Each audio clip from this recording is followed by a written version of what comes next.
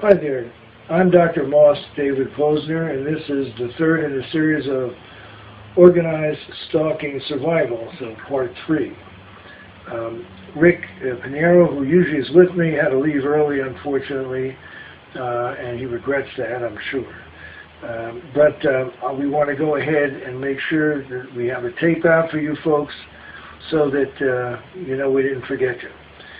By way of information, tonight we did have a meeting, and this is what we usually do every 2 weeks or 4 weeks, depending, is to get a tape out the same night that we have a meeting of the local targeted individuals groups. Now, there are a couple of things I want to tell you, but let me give you a little bit of background about the Organized Stalking Survival or Targeted Individual group that met this evening. We had 3 additional people come down in a carpool from the East Bay area who have been targets, and each one of their stories is another nightmare story, and each one of them is very credible. Now, my colleague Rick and I are very good at picking up on perps, and these people were not perps. They're the real deal. And the meeting went very well. They were just happy to be here for the hour and a half or 2 that they were here. As I look back, I wish we had spent more time with them, but unfortunately we couldn't. We're lucky to have my professional taping man, Nitesh Patel, who has dropped everything and even postponed for an hour his bowling game so that he could tape this for all you folks this evening. And I want to tell you a little bit about the things we talked about in this meeting. Now, one of the things that is very important for people to remember is this. All of you have suffered as a result of this, whether it's psychological, physical, usually both. But what you have to remember is the more pressure that's being put on you, the more people that are telling you, the more aggravation that you're going through, tells you one thing that you need to keep in mind and never forget it. And that is, these people are scared to death of you. Otherwise, they wouldn't be spending the time and the money to do all this to you. You're very important to them. I know that doesn't make you feel very flattered, but it's very true. They are spending a lot to keep this thing alive. Now, you might say, why are they doing this? They're doing this because of 2 reasons. The major reason is they are practicing finding out the ins and outs of mind control on groups and individuals so that they can keep who's ever left in this country under some sort of control. Now, I probably couldn't find a better audience that would appreciate that statement without thinking I was paranoid or weird than you folks, because you've seen paranoid and weird technology, and this is no surprise. But that's what this is all about. Other cases, there are local police, FBI, and so forth, who have enough clout that they can pull resources to harass an individual that may have crossed them. But they're all part of the same club of misfits. They're all part of the same clown club. So just understand it from that point of view. You have more strength in being alive, in being able to watch this tape, and being able to understand what's being said and being able to act on it. You have more going for you than these clowns have going for them. Because if they were in a similar position you are now, I'd love to see how long they'd last. I don't think they'd last very long. Think about that for a moment. I saw an interview between a guy who trains the Rangers, Army Rangers.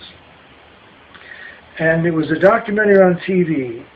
And the interview was asking, why do some people endure the survival training and other people drop out? Has it to do with physical endurance or training, intelligence? He said, it doesn't have to do with any of those things. He said, what it has to do with is attitude.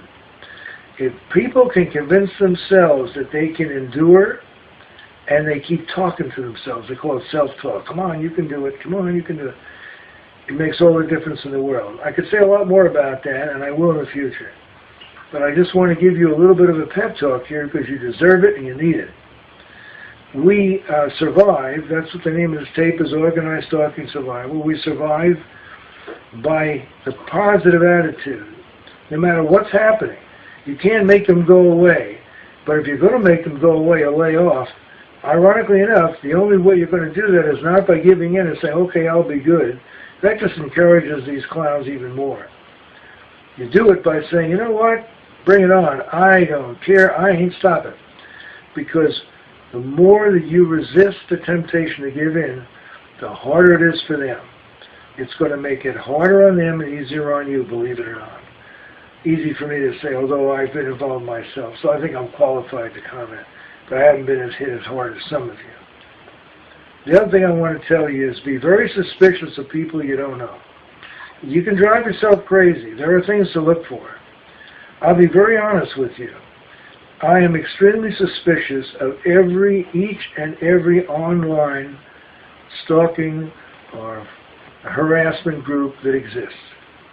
And I'm suspicious of them for the following reasons. One, years ago, when I first got involved with these groups, the moment I started to raise pointed questions, somehow the group leader or leaders found some excuse for forcing me out of the group. I've seen variants of this most recently. That's why I left the last group I was with. What better place to keep track of the victims and know exactly what they're doing? What better way to program them to be than to be the systems operator for an online group?